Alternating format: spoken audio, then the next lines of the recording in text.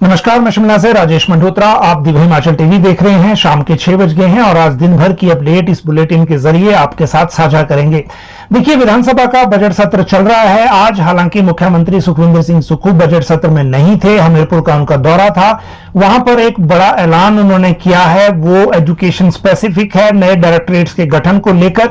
उसकी बात हम करेंगे, लेकिन आज शिमला में जो बड़े फैसले हुए हैं उनकी जानकारी आपको देना जरूरी है। देखिए, जिन फैसलों की हम बात कर रहे हैं, सबसे पहले 8,24,000 लोगों को पेंशन इशू हो गई है। यह पूरा मामला क्या है, यह विस्तार से आपको बताएंगे। एमएलए फंड या विधायक क्षेत्र विकास निधि का पैसा भी जारी हो गया है और यह जानकारी विधानसभा में किसने दी, ये भी बताएंगे आपको। साथ में बात करेंगे हमीरपुर में सीएम की घोषणा की और सदन में सीएम की जो गैर मौजूदगी में नेता प्रतिपक्ष जयराम ठाकुर और मुकेश अग्निहोत्री के बीच में बहस क्यों हुई, यह भी एक बड़ा मामला है जिसकी जानकारी आपको देंगे। और साथ में इसके बाद जो पेरेंट्स को अब अंडरटेकिंग देनी होगी स्कूल में एडमिशन के दौरान, पूरा विवाद क्या है वो बात करेंगे। चीफ इंजीनियर एक लापता हो गया है, सरकारी विभाग का चीफ इंजीनियर है, इसलिए चिंता की बात होनी चाहिए। चिट्टे पर बीजेपी के एक एमएलए ने पुलिस को कटघरे में खड़ा किया है, वो बताएंगे आपको। और शिमला के संजौली में चिट्टे के जो इस्तेमाल है उसके कारण जो मौतें हो रही हैं, लोग सड़क पे क्यों उतरे हैं, यह भी इंपॉर्टेंट बात है। एचपीएमसी में नई नियुक्तियां हुई हैं, अग्निवीर भर्ती की प्रक्रिया शुरू हो गई है रजिस्ट्रेशन की, वो जानकारी देना जरूरी है। और साथ में विधानसभा घेरने का ऐलान बीजेपी ने क्यों किया है, आज प्रेस वार्ता करने के बाद। पटवारी कानून को हड़ताल क्यों खत्म हुई और उसमें क्या समझौता हुआ फाइनली सरकार के साथ बातचीत में। और 3,118 बच्चों की स्कॉलरशिप कैसे फंस गई, जेएलए की सीनियरिटी लिस्ट इशू हो गई है। और कल शाम को कैबिनेट में कुछ फैसले हुए हैं, इन फैसलों की जानकारी भी आपको देना जरूरी है क्योंकि देर रात तक ये कैबिनेट की बैठक चल रही थी, क्योंकि एक्साइज पॉलिसी पर फैसला होना जरूरी था। और एक्साइज पॉलिसी को लेकर जो डिस्कशन की प्रक्रिया थी, उसके बाद जो ये निर्णय है इसका इंतजार सबको था, फाइनली वो निर्णय हो गया। और कैबिनेट के ये फैसले हम लें इससे पहले आपको एक छोटी सी अपडेट मौसम से रिलेटेड जरूर दे दें, क्योंकि मौसम को लेकर जो जानकारी है बहुत सारे व्यूअर चाहते हैं, लगभग डेली चाहते हैं। और इसमें एक कारण यह भी है कि जिस तरह से आजकल मौसम परिवर्तित होता है, फिर एकदम सूचना नहीं मिल पाती, तो कई तरह के इश्यूज उसमें रहते हैं। मौसम विभाग की ओर से जो पूर्वानुमान दिया गया है उसके मुताबिक अब भी 13 और 16 मार्च को, 10 और 12 मार्च को कहा था कि पहले कि आज भी कुछ स्थानों पर हल्की से मध्यम बारिश की संभावना है।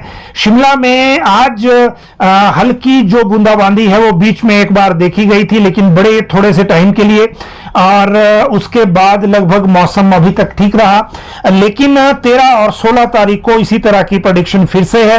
और 14 और 15 मार्च को भी अधिकांश क्षेत्रों में हल्की से मध्यम बारिश की संभावना है।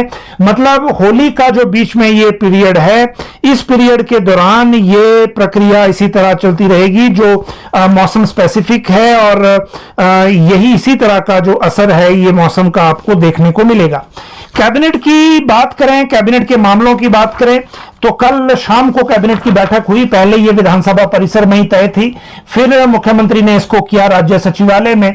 और इस बैठक में जो फैसले हुए उनकी जानकारी मैं आपको बता दूं। पहले तो शराब ठेके नीलाम होंगे लगातार तीसरे साल, और इस बार जो लक्ष्य रखा गया है वो 2,850 करोड़ का है शराब से जो कमाने का।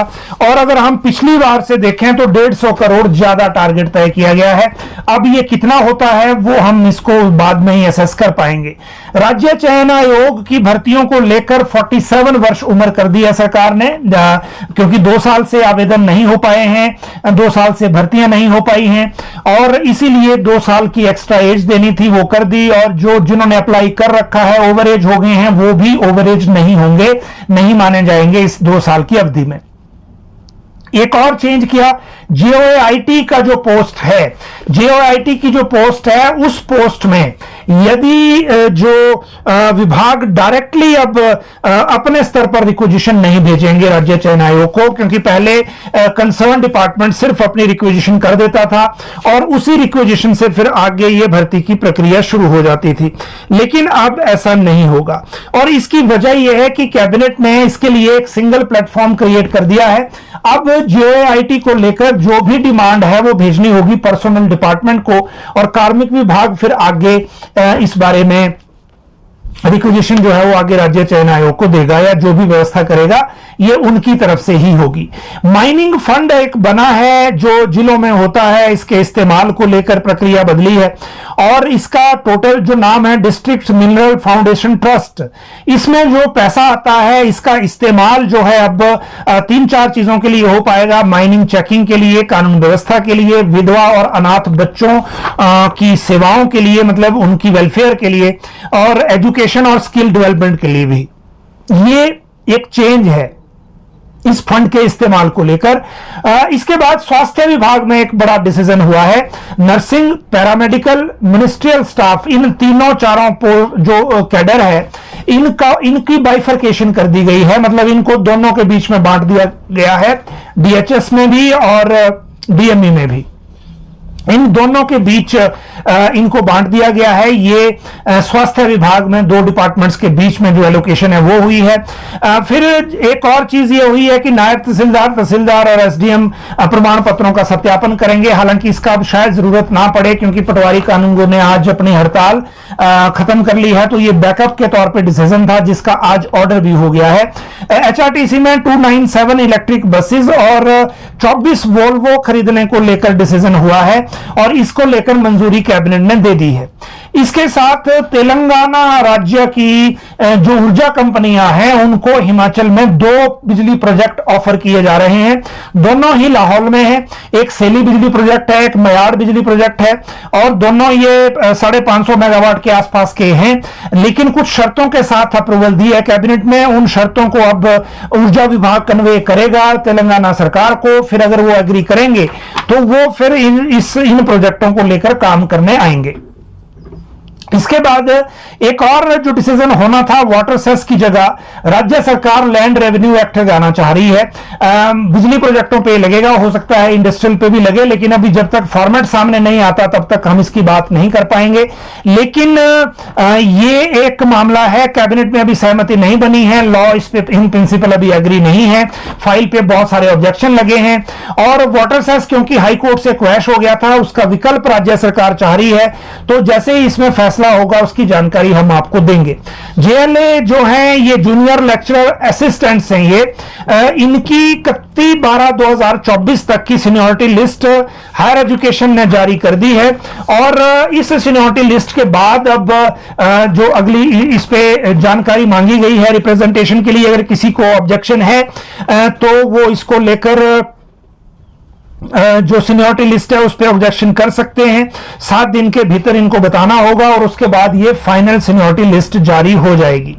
इसके बाद 3118 बच्चों की स्कॉलरशिप फंस गई है, और ये स्कॉलरशिप जो है ये प्री मैट्रिक अनुसूचित जाति छात्रवृत्ति योजना है, और इसमें जो है आधार नंबर सीड ना होने की वजह से 19,813 बच्चों को मिलनी थी, 16,695 को मिल गई, 3,118 को नहीं मिली। जिनको नहीं मिली उनके जो आधार सीड करने को लेकर सभी डिप्टी डायरेक्टर की ड्यूटी हायर एजुकेशन के डायरेक्टर ने लगाई है, ताकि इनकी जो फॉर्मेलिटी है वो पूरी करने के बाद इस बारे में इनको जो छात्रवृत्ति देनी है वो इनको मिल सके, ये लाभ इनको मिल सके। अगली बात है कानूनगो और पटवारी हड़ताल की। देखिए, इसको लेकर आज एडिशनल सेक्रेटरी रेवेन्यू ने एक लेटर जारी कर दिया था इंस्ट्रक्शन के लिए, जिसमें जो इंस्ट्रक्शन दी गई थी, state government has decided certificate जो है वो इशू किए जाएंगे। पटवारी कानूनगो जब तक ड्यूटी नहीं देते तब तक may be issued to the applicants on the basis of self declaration। ये डायरेक्शन कर दी थी, लेकिन इसके बीच में हुआ ये कि अब इन्होंने अपनी हड़ताल वापस ले ली है। इनके जो प्रदेश अध्यक्ष हैं सतीश चौधरी, वो आज मिलने आए थे राजस्व मंत्री से, इनकी बैठक हुई जगत सिंह नेगी से। ये बैठक हुई विधानसभा वहां पर विधानसभा परिसर में ही, और इसमें जो अधिसूचना वापस लेने पे तो सरकार ने पहले इनकार कर लिया था, तो वो अधिसूचना स्टैंड करेगी। लेकिन इनके जो कंसर्न थे प्रमोशन को लेकर, उन कंसर्न को व्यक्त किया है कैबिनेट जो मंत्री हैं, राजस्व मंत्री, उन्होंने कहा कि राज्य सरकार जो उनके प्रमोशन चैनल है उसको लेकर बात करने को तैयार है और इन सारे मसलों को देखेंगे ताकि इनके हित प्रभावित ना हो।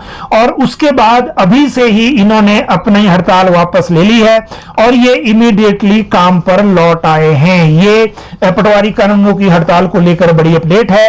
इसके बाद विधानसभा घेरने का फैसला बीजेपी ने किया है। देखिए, आज भाजपा अध्यक्ष डॉक्टर राजीव बिंदल और जो नेता प्रतिपक्ष हैं जयराम ठाकुर, उन्होंने विधानसभा परिसर में ही एक प्रेस वार्ता की।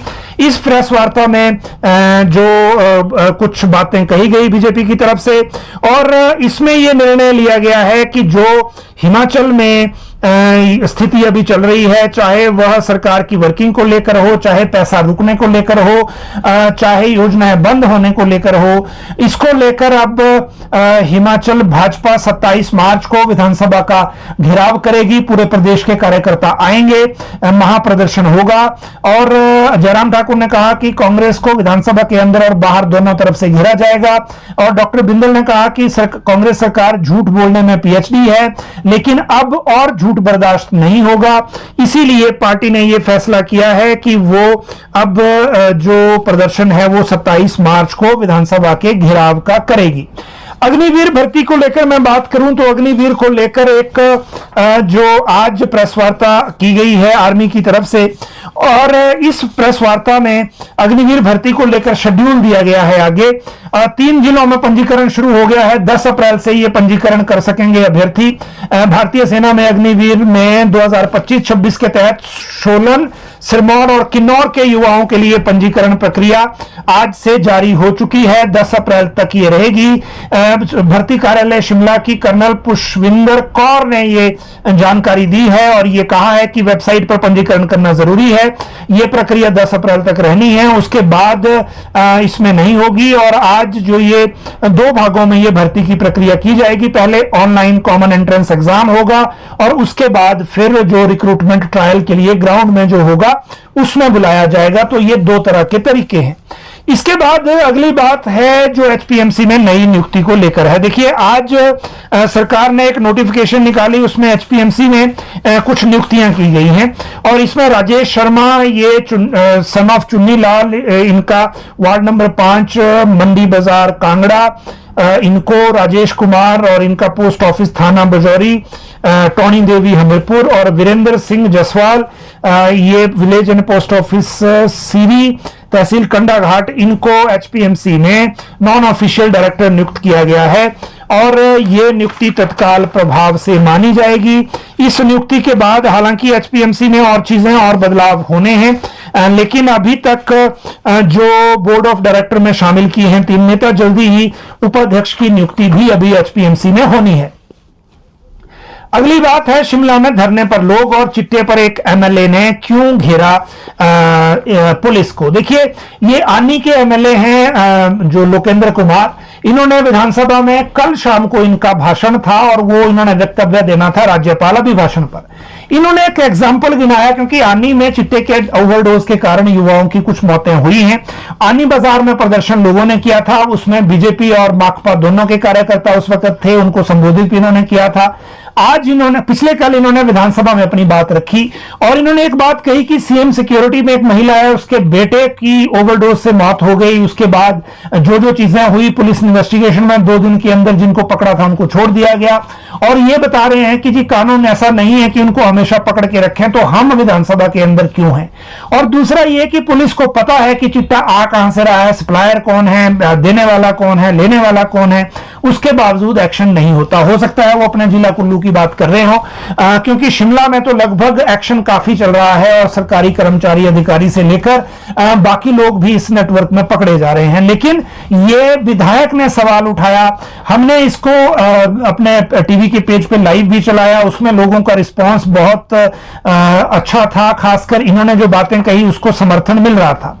अब देखिए, पिछले कल संजौली में रेस्टोरेंट के जो एक रेस्टोरेंट है उसके साथ ही एक युवक का शव मिला जो चिट्टे की ओवरडोज का माना जा रहा है। इसके खिलाफ आज संजौली के लोगों ने संजौली में प्रदर्शन किया, सड़क पर उतरे और उसके बाद यह भी कहा कि जो रेस्टोरेंट है इसका लाइसेंस कैंसिल किया जाए और दूसरा, चिट्टे के खिलाफ जो चीजें होनी चाहिए थी वो सरकार नहीं कर रही है। हालांकि मुख्यमंत्री ने जो हमीरपुर में भाषण दिया है उसमें यह कहा है कि अगले 6 महीने की डेडलाइन तय हुई है, जो भी चिट्टा कारोबार में जुड़े हुए हैं वो कोई नहीं बचेगा, ये मुख्यमंत्री ने हमीरपुर में कहा है। तो ये दोनों चीजें आपको रिलेट कर सकते हैं। अगली बात है, इसके बाद चीफ इंजीनियर जो लापता हुआ है। देखिए, Himachal Pradesh power corporation limited के चीफ इंजीनियर जिनका नाम है विमल नेगी, वो पिछले 2 दिन से लापता है। 10 मार्च को विमल नेगी शिमला से पहले ऑफिस की गाड़ी में लिफ्ट तक आए, यहां से एक टैक्सी के माध्यम से बिलासपुर गए, उसके बाद उनका कोई पता नहीं है। बिलासपुर के कंदरोर के पास उनको जरूर देखा गया, परंतु उसके बाद कोई पता नहीं चल पा रहा है। इसके बाद इनका फोन भी बंद आ रहा है, जिससे परिवार के सदस्य चिंता में हैं। विमल नेगी अरुणाचल प्रदेश के retired chief secretary Ramesh Negi के छोटे भाई हैं और उनके परिवार के सदस्यों ने यहां पुलिस में शिकायत दर्ज करवाई है। साथ ही पावर कॉर्पोरेशन प्रबंधन पर भी आरोप लगाए गए हैं शिकायत में, और कहा है कि उनकी कार्यप्रणाली प्रताड़ित करने वाली है। अब इन्होंने क्या किया होगा, किस तरह से आगे मामला है, ये पता चलेगा। जब तक जो इनके बारे में कोई और सूचना नहीं मिल जाती, थोड़ा इंतजार अभी करना होगा। लेकिन ये मामला कुछ सीरियस लग रहा है अभी तक, जो सिचुएशन है, अभी तक की जो बातें सामने आ रही है उसके मुताबिक। अब बात करते हैं पेरेंट्स जो अंडरटेकिंग देंगे। देखिए, हिमाचल में जो अभी एडमिशन की प्रक्रिया होगी स्कूलों में, कॉलेजों के लिए तो कर ही दिया। जो राज्यपाल हैं उन्होंने यूनिवर्सिटी के लिए कर दिया कि एडमिशन के टाइम बच्चे से भी अंडरटेकिंग ली जाएगी, पेरेंट्स से भी। लेकिन अब स्कूलों में भी एडमिशन के समय ड्रग्स के खिलाफ अंडरटेकिंग अभिभावक भी देंगे। बच्चे की एडमिशन के समय ड्रग्स और नशे के बढ़ते मामलों के कारण ऐसा शिक्षा विभाग को करना पड़ रहा है। ईमेल के जरिए जिलों से इसके बारे में जानकारी मांगी है, क्योंकि एडमिशन का दौर शुरू होने वाला है, नया सत्र आ गया है तो एडमिशन का दौर भी होगा। तो ये एक नई व्यवस्था इस जो ये अब सत्र नया होगा उससे लागू की जाएगी कि पेरेंट्स को भी अंडरटेकिंग देनी है और वो एडमिशन के समय देनी है। सदन में जयराम ठाकुर और मुकेश क्यों भिड़े और आज इन दोनों का ये मुकाबला क्यों हुआ? इसकी सबसे बड़ी वजह यह है कि मुख्यमंत्री आज विधानसभा में नहीं थे, उनको हमीरपुर जाना था, हमीरपुर डिग्री कॉलेज में कार्यक्रम था। वहां क्या हुआ वो भी हम आपको बताएंगे।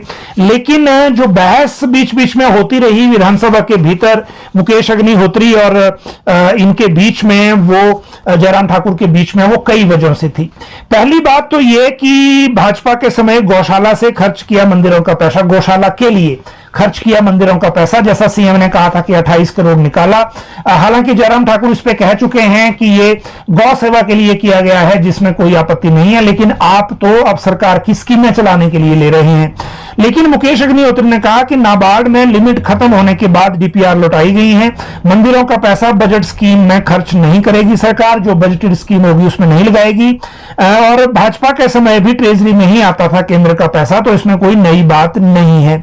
लेकिन जयराम ठाकुर ने कहा कि मंदिरों से पैसे लेने की जो नोटिफिकेशन है वो तो विड्रॉ हुई नहीं, तो हम क्या माने कि सरकार ने उसको विड्रॉ किया या नहीं किया, पहले ये क्लियर होना चाहिए। और दूसरा, सुखाश्रय बजट में प्रावधान की योजना है तो मंदिर से पैसा लेना इसके लिए गलत है। पहली बहस तो इसी पे हो गई। इसके बाद जो दूसरी है वो हुई कि मंदिर के दान पर जो फिर से आपस में टकराव हुआ और रेलवे की जो धनराशि बैंकों और म्यूचुअल फंड में होने पर भी सदन में हंगामा हुआ, जिसको लेकर बिलासपुर से 500 करोड़ लाने को लेकर संजय अवस्थी पहले ही कह चुके थे, उसको लेकर भी चीजें जो हैं वो वैसे ही रही। हालांकि रणधीर शर्मा ने यह जरूर कहा कि 2 साल में नैना देवी ट्रस्टी 16 करोड़ सरकार ने ले लिए हैं। समग्र शिक्षा से पैसों से एलिमेंट्री स्कूलों का सैलरी दी गई टीचर्स की, तो उसको लेकर सरकार की तरफ से यह था कि समग्र शिक्षा का बजट प्री प्राइमरी के लिए है और प्री प्राइमरी को जेबीटी पढ़ा रहे हैं, तो ये बजट का इस्तेमाल करना कोई गलत नहीं है। और इसीलिए ये नोक-झोंक पूरा दिन चलती रही, क्योंकि मुख्यमंत्री जो हमीरपुर गए थे वो सदन में नहीं थे। अब बात करते हैं जो मुख्यमंत्री ने हमीरपुर में घोषणा की है, और यह भी एक बड़ा ऐलान है, खासकर जब मामला कैबिनेट में अभी नहीं गया है। यह मामला है शिक्षा निदेशालयों के बाइफरकेशन का। मुख्यमंत्री ये चाहते हैं कि प्री प्राइमरी से +2 तक एक ही डायरेक्टरेट हो, और आज उन्होंने हमीरपुर में जनसभा में कहा, कॉलेज डिग्री कॉलेज में संबोधन में, कि नर्सरी से +2 तक शिक्षा निदेशालय एक ही बनाया जाएगा और इसकी अधिसूचना जल्द जारी होगी, मतलब सीधी नोटिफिकेशन होगी। कैबिनेट में हालांकि अभी ये शायद नहीं गया है, लेकिन फिर भी नोटिफिकेशन की ऐलान मुख्यमंत्री ने हमीरपुर से कर दिया है, तो आप इसकी गंभीरता को समझ सकते हैं। हमीरपुर कॉलेज में MBA, MCA, MA हिस्ट्री और पॉलिटिकल साइंस शुरू करने की घोषणा भी मुख्यमंत्री ने वहां से कर दी। और बाकी जो चीजें हैं, क्योंकि अभी आज शाम को सुजानपुर के होली मेले में भी CM हैं, तो कुछ घोषणाएं वहां भी होनी है, और हमीरपुर क्योंकि गृह जिला भी है, तो वो सारी चीजें उस तरह से चलती रहेंगी। अगली बात करते हैं MLA फंड के रिलीज होने की। देखिए, ये मामला आज विधानसभा में जो पॉइंट ऑफ ऑर्डर के तहत नेता प्रतिपक्ष जयराम ठाकुर ने उठाया, और उन्होंने आरोप लगाया कि MLA फंड जो है विधायक क्षेत्र विकास निधि, उसमें जो MLA अपना बजट अप्रूव कर रहे हैं, उस बजट के आगे स्कीम अप्रूव नहीं हो रही है। मतलब सैंक्शन ऑर्डर DC निकाल दे रहे हैं, लेकिन ट्रेजरी से पैसा नहीं निकल रहा, क्योंकि ट्रेजरी को ये शायद निर्देश है कि 10,000 से ज्यादा का बिल नहीं करना है। तो एक MLA कहां जाए, वो अगर इसमें नहीं निकलेगा बिल, तो वो कैसे आगे काम करेगा, और जो लोगों की अपेक्षाएं हैं वो कैसे पूरी होंगी। ईयर एंड आ गया, फाइनेंशियल ईयर, और 31 मार्च तक भी मसला नहीं सुलझा, तो आगे फिर क्या होगा? क्या वो लैप्स हो जाएगा या बिल दोबारा बनाने पड़ेंगे? तो इस पर जो उप मुख्यमंत्री मुकेश अग्निहोत्री ने कहा कि वो सदन को ये सूचना दे रहे हैं कि MLA फंड का जो पैसा है वो रिलीज हो गया है, सभी विधायक अपने अपने चुनाव क्षेत्रों में पता कर लें, और ये पैसा हो गया है। नेता प्रतिपक्ष के पास थोड़ा लेट जानकारी आती है, इससे पहले HRTC की सैलरी को लेकर भी इन्होंने लेट जानकारी दी थी, मीडिया में बयान दे दिया था, लेकिन उनको सैलरी तब मिल चुकी थी। ये बात कही उप मुख्यमंत्री मुकेश अग्निहोत्री ने। अब अगली बात है 8,24,000 जो लोग हैं, ये इनको पेंशन आज जारी हो गई, और ये 360 करोड़ की पेंशन है। दरअसल ये है सामाजिक सुरक्षा पेंशन, जिसमें दिव्यांग पेंशन भी है, जिसमें विधवा पेंशन भी है, एकल नारी पेंशन भी है, और जो बुढ़ापा पेंशन है वो भी है। 8,24,929 इनको ये 260 करोड़ की पेंशन जारी हुई है। और ये भी जानकारी मुकेश अग्निहोत्री ने उप मुख्यमंत्री के रूप में विधानसभा में दी जब ये सवाल उठ रहे थे। और ये जो बजट है ये अब जनवरी, फरवरी, मार्च का जारी हुआ है, 3 महीनों की पेंशन एक साथ जारी हुई है। और ये लेट इसलिए हुई क्योंकि राज्य सरकार ये ऑप्शन देख रही थी कि मासिक व्यवस्था करनी है पेंशन की, और मासिक व्यवस्था के लिए जो फॉर्मेट अपनाना था उसमें टाइम लग गया। और ये टाइम लगने के कारण जो इनको जो पेंशन है वो समय पे नहीं जा पाई, और इसका हल्ला भी हुआ। नेता प्रतिपक्ष जयराम ठाकुर ने विधानसभा में राज्यपाल अभिभाषण पर चर्चा के दौरान ये सारी चीजें कही हैं। और इस सारी बात को कहते वक्त ये भी कहा गया कि जो व्यवस्था है इसमें वो किस तरह से आगे रहने वाली है। लेकिन एक बात ये क्लियर है कि पेंशन अब मिल गई। पेंशन को लेकर कोई जो सिचुएशन अब नहीं है, खासकर ये जो सामाजिक सुरक्षा पेंशन है। और बाकी मामले जिस तरह से आगे चलेगा चीजें और बाकी सारी चीजें होंगी, वो जानकारी हम उसी तरह आपको देंगे जिस तरह ये व्यवस्था आगे रहेगी। विधानसभा का सत्र है, उस सत्र में कुछ बदलाव हुआ है। विधानसभा अध्यक्ष जो हैं कुलदीप पठानिया, उन्होंने एक आज मीडिया ब्रीफिंग की। उस ब्रीफिंग में ये कहा कि जो विधानसभा का बिजनेस है, कैलेंडर जो जारी किया था उसमें बदलाव हुआ है। कल 13 तारीख को सदन लगेगा, 14 तारीख को होली की छुट्टी है, 15 को भी सदन लग रहा था सचिवालय को, लेकिन उसको अवकाश कर दिया गया है क्योंकि संडे को भी अवकाश है। तो विधानसभा के भीतर होली का 3 ब्रेक बन गई हैं, 3 छुट्टियां हो गई हैं होली ब्रेक की एक तरह से। अब सोमवार को सदन लगेगा, और जैसा मैंने आपको पहले बताया था कि मुख्यमंत्री का बजट भाषण अब 2 बजे के बजाय सुबह 11 बजे ही सोमवार को होगा, ताकि सभी को पर्याप्त समय मिल पाए। और ये विधानसभा के कैलेंडर में बदलाव हुआ है, इसकी जानकारी आज स्पीकर ने बिजनेस एडवाइजर एडवाइजरी कमेटी की बैठक के बाद दी।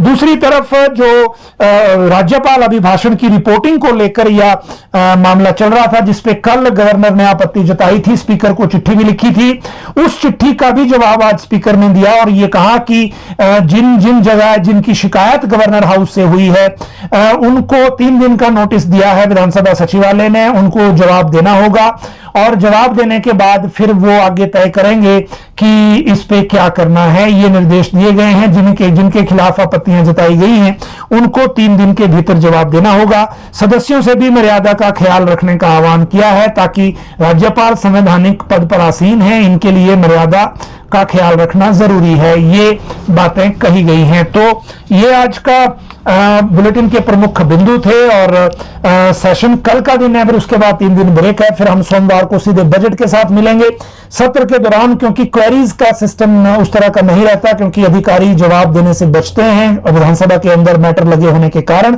तो वो जैसे ही एक विंडो बनेगी बीच की छुट्टियों में भी, तो वो हम जरूर एड्रेस करने की कोशिश करेंगे। आपके पास क्वेरी है तो इसी कमेंट बॉक्स में जरूर करें। आप सब लोग लाइव जुड़े, बहुत बहुत शुक्रिया।